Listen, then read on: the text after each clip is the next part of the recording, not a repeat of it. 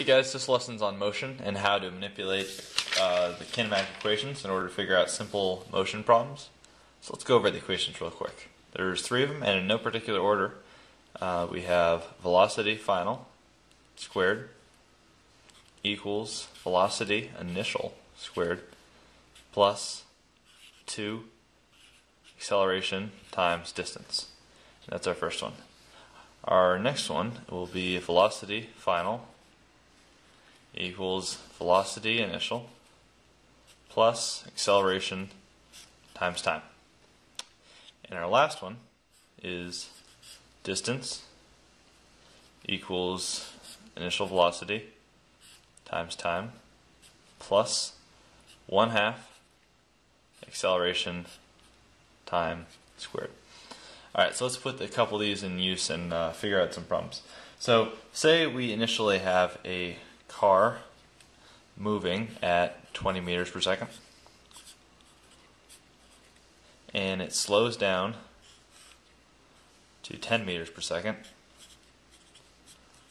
in 2 seconds. So we want to find the acceleration. Alright, so to do that, we just need an equation that has all these things. And so since it was initially going at 20 meters per second, that's our initial velocity. And since its final velocity is 10 meters per second, that's our final velocity. So this equation looks good right now, so because we have all these units. So let's plug in some things in. So final is 10, so 10 meters per second equals 20 meters per second plus A, which is unknown, so we'll just leave it as A, times T, which is 2 seconds.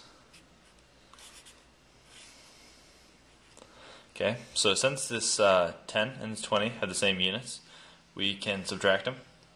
So we subtract 20 on both sides for 20 meters per second.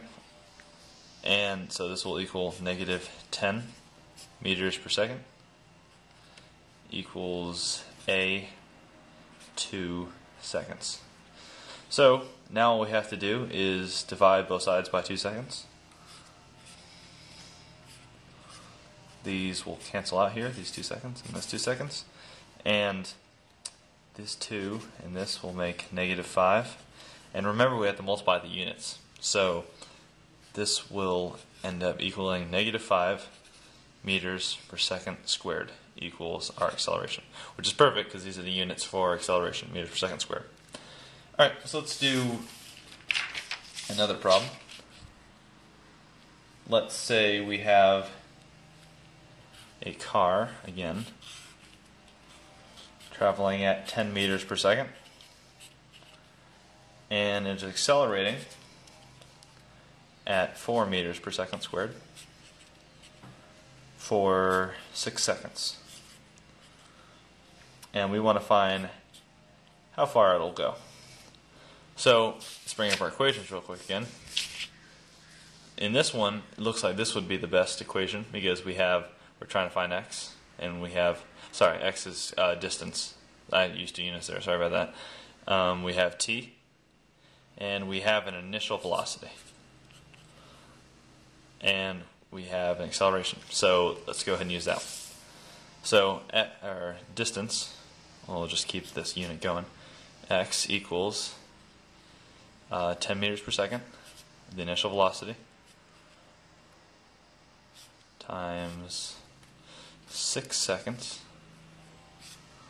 plus 1/2 A, which is 4 meters per second squared, times T squared, which is going to be 36 seconds squared. And the reason the second squared is because in this T squared right here, we also had to multiply the units too. So that's why that's squared. So now we just have to do some multiplying and stuff so we can whittle this down a little bit. So if we start over here, this will be 60 meters because these s's will cancel out, and then it'll just be left with meters, 10 meters times 6. And on this side, these s squares will cancel out, and it'll end up being 72 meters. So if we just add those up, our end result will end up being 132 meters, and that will be our answer. And let's do one more problem. Let's say we have a block at rest is accelerating at 2 meters per second squared, and let's say the final velocity will be 10 meters per second, and we want to find how far it will go to get to that speed. So this one we'll have to use our last equation, or our first equation, because we have the final, we're looking for the initial, and we have an acceleration, and we're trying to find the distance. So let's plug these in. So our final equals 10 meters per second. We have to square it, just like in the equation. So it's going to end up being 100 meters squared, or second squared, equals initial velocity. But our initial velocity, remember it's at rest, equals 0. So we don't even need to put that in. Plus 2, although we don't have anything, so we don't even have to say, plus 2a, which is 2m s squared times x. Okay, so now we just have to divide a couple things. Let's divide these two units over here.